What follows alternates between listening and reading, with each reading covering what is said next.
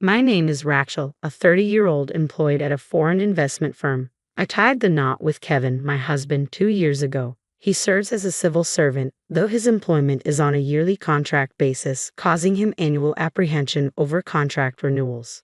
Kevin's family staunchly champions the merits of public service.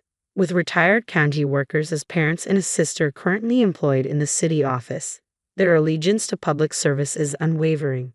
Consequently, there's a noticeable air of disdain towards my private sector occupation. Living under the same roof since our marriage, they seize every opportunity to diminish the significance of my profession. Isn't it embarrassing to work for a foreign company as an American, especially in finance? Isn't that just about chasing profits? People in private sectors are perceived as those who couldn't secure public service roles, and those in foreign companies are seen as settling because they couldn't land a domestic job. It's a pity, they often remark. It appears that my husband, who was raised in such an environment, also holds public service in high esteem, despite the instability of his position and its modest salary. He remains steadfast in his attachment to this precarious job. Once, during his annual bout of anxiety around fiscal year-end, I ventured to ask Kevin, "Wouldn't you feel more secure with a stable full-time position in a regular company rather than remaining a part-time employee in public service?" His response was resolute. "I'd rather face unemployment than venture into the private sector." Kevin hasn't disclosed his part-time status to his parents, insisting that I maintain the secret as well. Despite lacking a substantial role, he fabricates tales of promotions to uphold his pride. I don't believe he needs to fabricate such stories, but it seems he's striving to earn respect in the eyes of his parents and younger sister by portraying a certain status. Despite never showing me his payslip, the amount deposited into our account suggests his salary is rather modest. With Kevin's recent promotion to section chief, one would expect a significant salary increase, right? How much is he earning now? Caught off guard, Kevin accidentally divulged my salary. However, instead of the anticipated reaction, his father seemed taken aback, questioning, "Is that the standard income nowadays?" While I'm uncertain of the exact salary of a public sector chief, I do know that as a bond trader, my earnings are considerably higher. A notable portion of my earnings comes from commissions. Lately, my performance has been consistently strong, resulting in a salary far surpassing the norm. Upon learning the figures, my husband remarked, while his mother nodded in agreement, "Times have changed, but it's clear Kevin is highly regarded." She seemed visibly pleased. Kevin's sister, employed at the city office, joined the conversation, asserting, "You see, working at the county office guarantees higher earnings for my brother. He might even hold a department head position if he were in the city office." Kevin's discomfort was palpable after inadvertently revealing my salary. Realizing his mistake, he quickly tried to steer the conversation in a different direction. "Oh, by the way, I saw someone from the housing manufacturer around here the other day. Are we planning to remodel the house?" he asked. Indeed, a salesperson from a housing company had recently visited to assist us. Seizing the opportunity to divert the conversation, I suggested, "If we are considering a renovation, I'd recommend focusing on the kitchen." Before I could finish, my mother-in-law cut me off sharply. "No. As the daughter-in-law, you have no place in family discussions. Just keep quiet and follow instructions." It seemed my intimidating mother-in-law disliked everything I did or said, primarily because I wasn't a civil servant. She also resented that I received all of Kevin's salary and gave him an allowance. Believing Kevin's claim that he earned a substantial income, she was convinced I was managing his finances. In reality, Kevin's modest salary mostly funded his personal expenses, while I covered nearly all the household costs. My sister-in-law didn't contribute to the living expenses at all. "Why would you take living expenses from us when we're living on a pension? Kevin is making so much, you don't need it," they would say, refusing to help. They didn't have to pay rent, and I could manage with my salary alone. But it felt unfair. Despite shouldering most of the financial burden, I wasn't allowed to participate in the home renovation discussion this time. So, I retreated to the kitchen to clean up after dinner, promising myself that next time would be different. Neither my mother-in-law nor my sister-in-law helps with the housework, so I hurry home after work to cook, clean, and do laundry. In this respect, working for a foreign-owned company has its advantages. As long as I perform well, there's no need for overtime, allowing me to always leave on time and keep my work and private life separate. Kevin, on the other hand, often brings his work home and spends his days off on his computer. I worry about the security of bringing work data home. When I asked him about it, he snapped, "I can't help it. I get yelled at if I work overtime and even more if I don't finish on time. It's not your concern, so don't butt in." His response was harsh, and he has been particularly grumpy lately, snapping at me whenever I try to talk to him. He even yelled at me when I brought up the housing issue he had been discussing with his parents. Just like Mom always said, it's none of your business, you just need to follow what's been decided. I was growing increasingly frustrated with Kevin's attitude. He never shared anything with me despite my bearing the burden of living expenses and housework. One day, a representative from the construction company came to my in-laws' house with a computer, discussing the layout and other aspects of the house with everyone except me. When I brought them tea and tried to sneak a peek, they immediately yelled, "You don't need to look, just go away." From my brief glance, I was surprised to see what appeared to be the floor plan of a new house, not a renovation of my in-laws' home. For some time, my father-in-law had mentioned that their house was getting cramped and that he wanted to rebuild it, but I hadn't thought he was serious. It seems my in-laws, both retired civil servants, received generous retirement allowances and are planning to build and live in a new house with that money. In addition to their retirement allowances, they haven't spent much of their pension either. Since marrying into the family, I assumed they had ample funds, so I tried to stay out of their financial decisions. However, one thing did bother me.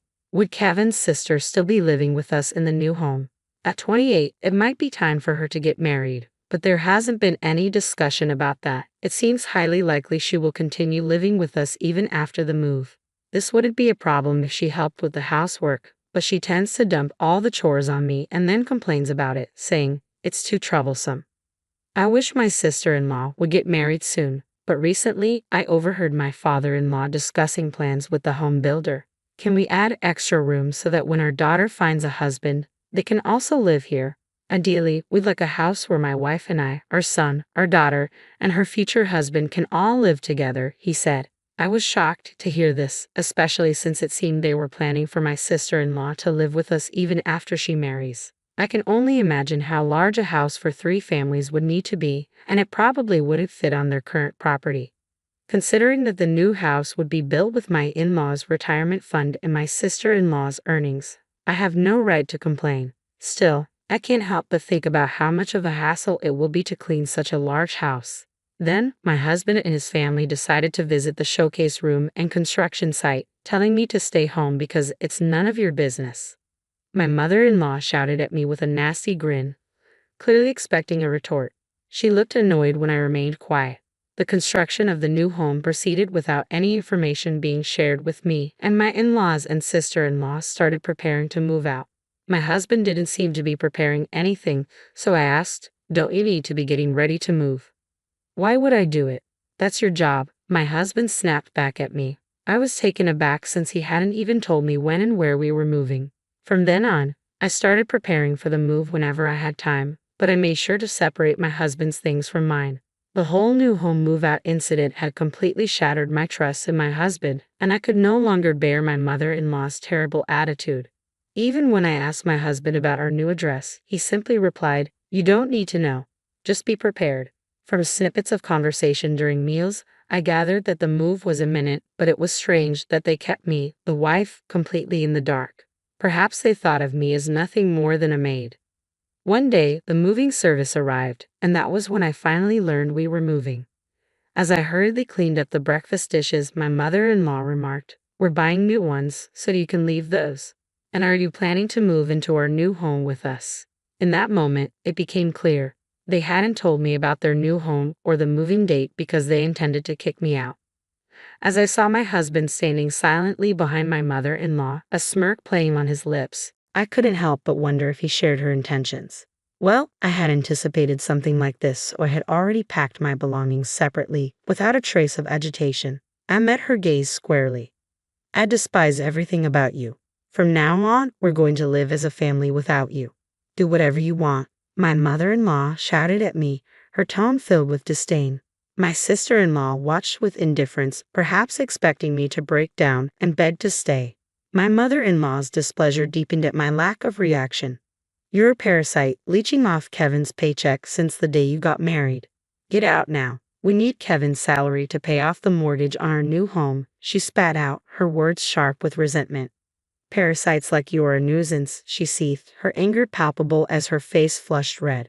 While I had already planned on leaving, the revelation about my husband's salary being used for repayment almost made me burst out laughing. My husband appeared shocked, unaware of this arrangement. He gazed at his mother, then downcast, unable to speak the truth.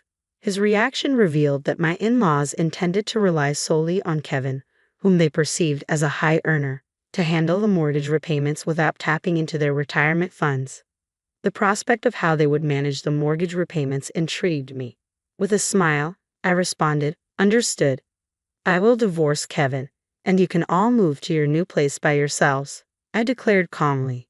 My mother-in-law, clearly displeased with my composed demeanor, appeared as though she wanted to say more, but she was ushered out of the house by my father-in-law and sister-in-law. Turning to Kevin, who remained behind, I said, "I'll bring the divorce papers, so give me the address of your new place. I have no idea what your magnificent new home looks like, so I would like to see it once." Reluctantly, he provided me with the address.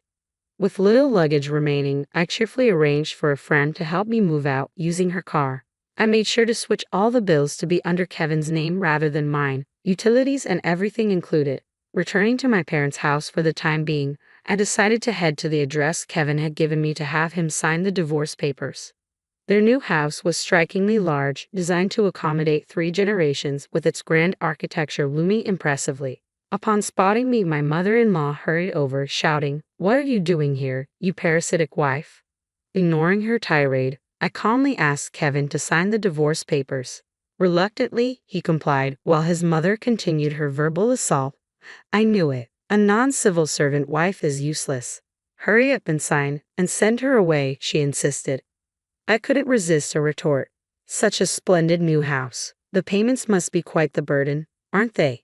Can Kevin's salary cover it?" I remarked snidely, watching as she read the papers, her anger palpable. "I don't need your concern. Take the divorce papers and leave immediately," she snapped once again.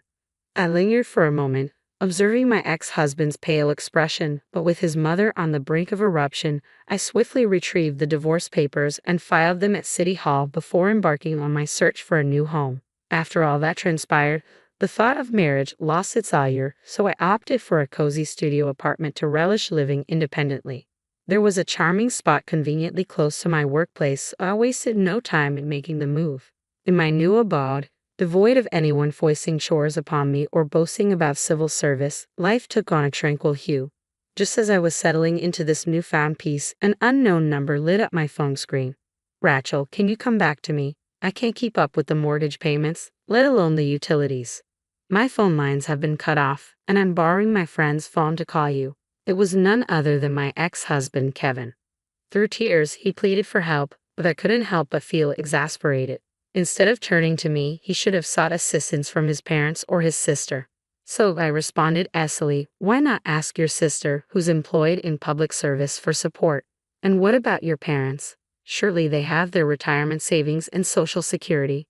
Kevin's discomfort was evident as he confessed, "Actually, my parents have depleted their retirement savings, and my sister is grappling with her own financial troubles." It turned out that Kevin's parents had fallen prey to an investment scam, losing a significant portion of their retirement funds. Meanwhile, Kevin's sister, under the impression that she didn't need to aid her parents financially, had been recklessly accumulating debt through excessive spending on credit. Upon learning of my occupation in investments, my mother-in-law's demeanor turned openly hostile. Now I wonder if her animosity stemmed from being swindled in an investment scam. Furthermore, it seems they were keen on upholding their social standing through ostentatious purchases, perhaps to preserve their pride in their public service careers. However, despite their efforts, Kevin's parents found themselves burdened with debt, relying on their Social Security checks to meet their obligations. I was taken aback to discover that Kevin's sister, despite her youth, had amassed significant debt by indulging in purchases of branded goods on credit. The situation took a further downturn when Kevin revealed, "Actually, I've been let go. I'm unemployed now." He had lost his job this year after being caught working remotely with data he had taken from the office. He should have heeded my warning, but it's hardly surprising considering he was taking confidential data out of the office. Even before Kevin lost his job, his family was already grappling with financial difficulties, reliant on my income. Kevin never disclosed to his parents that he was only a part-timer. Likewise, his parents concealed the loss of their retirement funds due to a scam, and even his younger sister kept her substantial debt hidden. In their public service-oriented family, filled with pride, everyone harbored deep secrets that somehow remained hidden as long as I was around. However, after they moved to their new home and I departed, their financial struggles came to light. As a last resort, Kevin reached out to me, seeking assistance. However, I had no desire to reconcile with him, so I firmly declined and ended the call. Despite my refusal, he persisted with repeated calls but eventually ceased after I continued to ignore him. Sometime later, as I passed by their new house, I noticed a for sale sign. Upon speaking with a home builder present at the site, I learned that they were struggling to meet their mortgage payments and had to sell the property quickly. However, they still had outstanding debts. It was ironic considering how they had previously boasted about their financial stability. Yet, when faced with financial difficulties, they swiftly sold their home, placing a burden on a relative who had co-signed the loan. According to the builder, this relative worked in the private sector, exacerbating the family's embarrassment as they were now ostracized by their relatives. Their previous claims of being public servants no longer held weight, and they were looked down upon by their community. Sitting comfortably at home, I couldn't help but smirk at the thought of how the once proud family, now isolated by their relatives and unable to flaunt their public service jobs, were faring.